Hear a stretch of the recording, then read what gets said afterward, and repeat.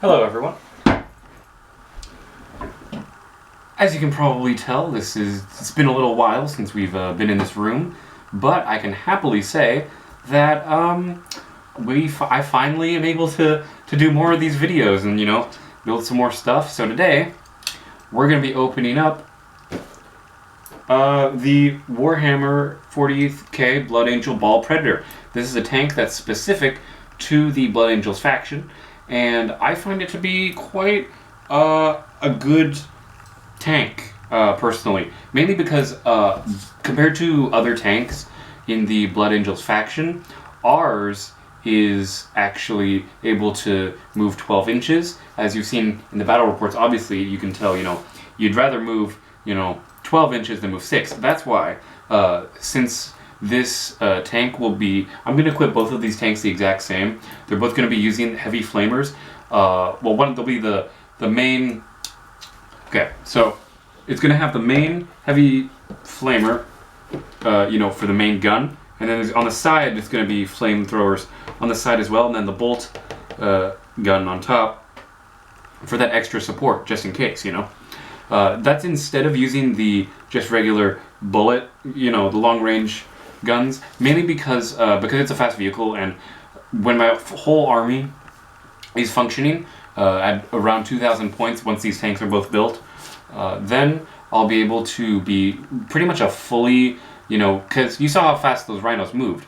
We were able to get right up next to those Grey Knights, even though they, we had guns. But if these guys, these move as fast as a rhino, if they were going it straight, for an attack, then they would also get focused down. Not necessarily, they maybe get one round of combat, probably. Then they would probably be shot immediately. But this allows our Vindicators to actually get more shots, which is actually why I, again, have two of these things.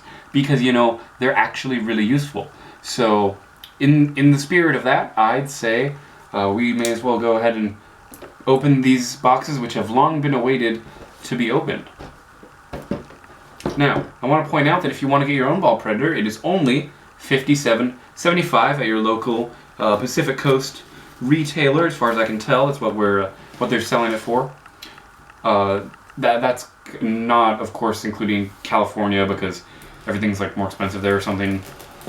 I don't really know the logic behind it. I just know that this is an expensive tank. Again, this is pretty much $100 worth of, to get a couple plastic sheets. All right. The box here is a little bit damaged, mainly because I haven't been taking the best care of it. But it's not the end of the world. So I'm only going to open up one box on camera because they're the exact same. I don't really want to go through it twice. So yeah, Baal Predator. Now that's out of the shrink wrap, maybe you can see it a bit clearer. Hopefully you can see it a bit clearer. If you can't see it, I'll hold it up for you, because I promise you my Baal Predator will not nearly be as well painted as this, just because I'm not as good of a painter. Maybe in the summer, again, when there's more time and I can do stuff and I don't have college to think about, then maybe we'll get some really good fine detail painting in. But for now, it's pretty much just going to be a red blob with maybe some black lines on it and a Blood Angel symbol where it can be fit. So let's go ahead and open this thing up. So, like any traditional tank in the Space Marine Army, you're going to get this sheet, which is pretty much the body. This is like a rhino body. Like every single tank comes with this sheet, because this is, the core center part. You got the treads, the door, and the front panel, the two sides, and then the top and side doors. So that's pretty standard. Nothing fancy about that. And again, another one that's very, very common. You have the underbelly, the other two halves of those doors to keep them thick. The other set of treads, the top doors, like on the rhinos where you see them on the top. But we're not going to be using those because we're obviously going to, be putting that gun on top. Which, that is something that will actually not get glued on when we go to do the gluing phase. Mainly because we want to be able to rotate it. Because with those kind of guns, you want to be able to, spread out the cone, essentially, of fire. And then we have the important one, which is where all of the guns are. So we're going to be using these guys and these two. for the oh yeah, and these like flame pods, I guess you'd call them flame pods. You know, because we're only going to be using flamethrowers on these tanks. I was I was talking to the Games Workshop guy, and it turns out that for what the Baal Predator is supposed to do in theme of with the Blood Angels army, usually Blood Angel players who don't do all heavy flamers on their tanks will generally not get a chance to use their heavy bolters, because that's all they are, is just heavy bolters, which is something an infantry guy could carry.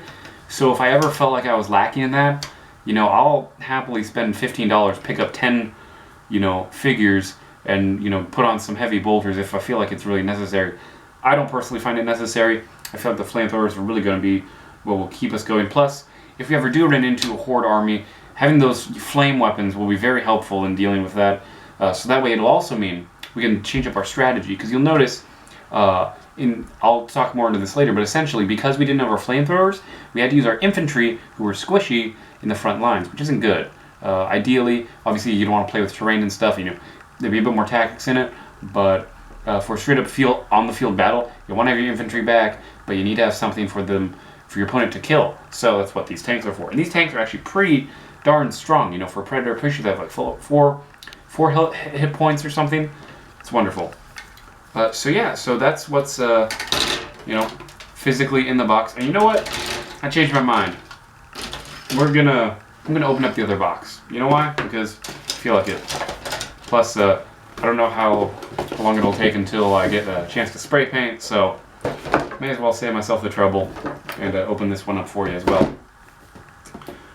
So I don't know how well you can see on the table. I'm not going to move the camera, but I still have plenty of pieces from the other tanks and stuff, which is good, because that means if I mess up on anything in this set, I can always I have replacements. I can swap in, swap out. So no fear in making mistakes with this one, because this is going to make my total number of tanks go up to 6, which is a very high tank number, more than apparently what my friends have been using. Because even though like some of them have like a land raider and such, and you saw that knight, but that knight, the great knight monster creature or whatever, our dreadnought was able to take it down. That's just a dreadnought. So, and especially since I learned that cool new thing about ramming, these speedy tanks will also allow us to get the ramming in. And I'm going to double check and make sure that one's not missing anything, so I don't have to go yell at anyone.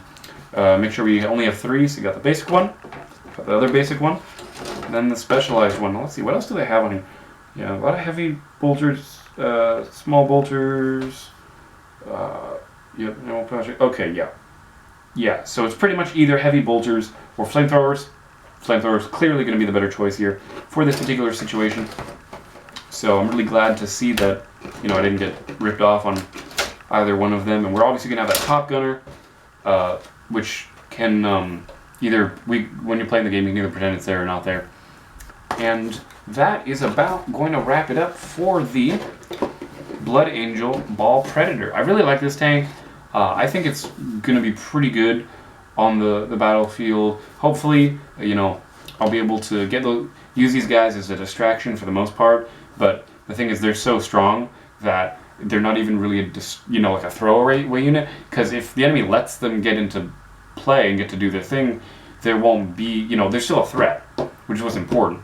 Now, in terms of anti-tank capability, that is something I've been thinking about, which is why I'm probably going to hold off on actually gluing stuff together yet. But I will be showing you the spray painting, and I'll be cutting out, making the base of it. But when it's time to put on the guns, I'm probably going to hold off on that, just because I'm not sure, because I want to get a bit more advice, just to make sure that heavy bolters, as far as I know, heavy bolters are not very good against vehicles, or the big guys, and the heavy flamers should be. But I'm gonna double check to make sure. So that's all I have for you guys today. Sorry to cut this a bit short, but I'm actually going to do the spray painting in a separate video because I want to bring you guys content. And I'm, of course, as you can see in the shirt, I'm Elwirfy, and I'll see you guys next time.